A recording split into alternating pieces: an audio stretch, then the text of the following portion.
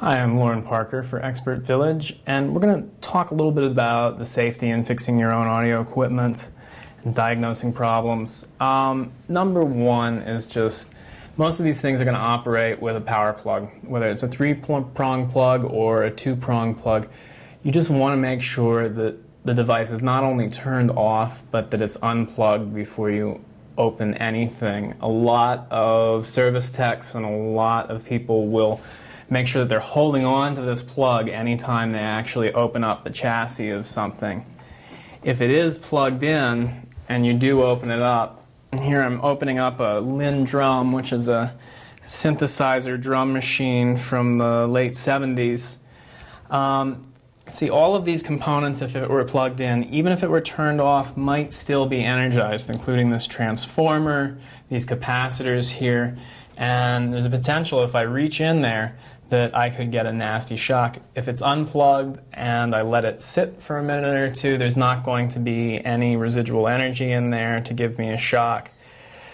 Please don't try and use any of these techniques on televisions or microwaves or major appliances. Those are areas where large capacitors and tubes can store a charge for a long time, especially televisions and microwaves.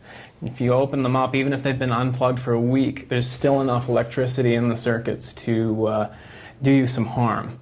So just be sure and make sure everything's unplugged before you start opening things up. And then when you're testing things, if you do have to have something plugged in, make sure that you just use one hand.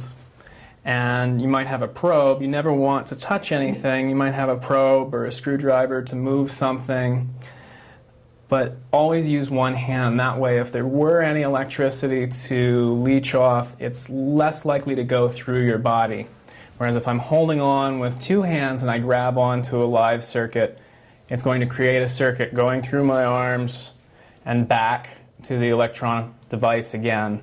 So my trick, I just leave my hand inside my pocket or behind my back if I need to probe or make measurements on a piece of gear that is turned on and open.